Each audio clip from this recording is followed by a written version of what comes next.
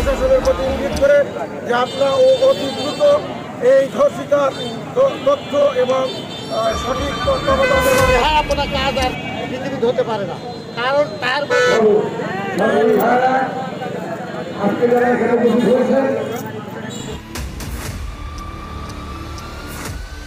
মাধ্যমে এই ধর্ষিতাকে যে ধর্ষণ করেছে তাকে গ্রেফতার করে উপযুক্ত আইনের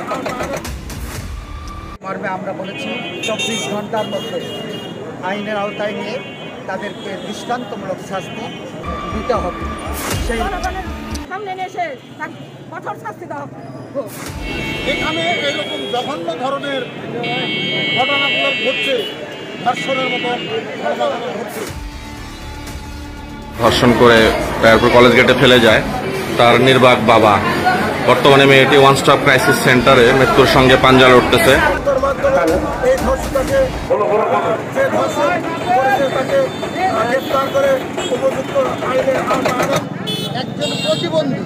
একজন প্রতিবন্ধী তাহেরপুরের এইরূপ জায়গায় যদি ধর্ষিতা হয়, আমরা প্রশাসনের সঙ্গে যোগাযোগ করেছি এবং ব্যক্তিগতভাবে আমরা আবারও যোগাযোগ করে তাদের পাশে থাকব এবং সবসময় আমরা থাকব।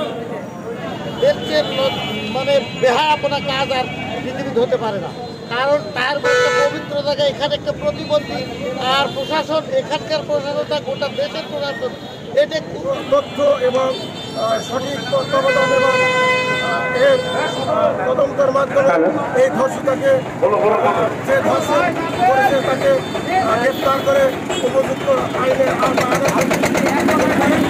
কোনোদিন এতে শান্তি আনতে পারবে না।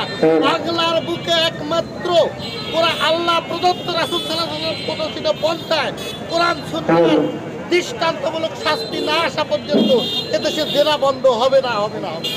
আমরা চাই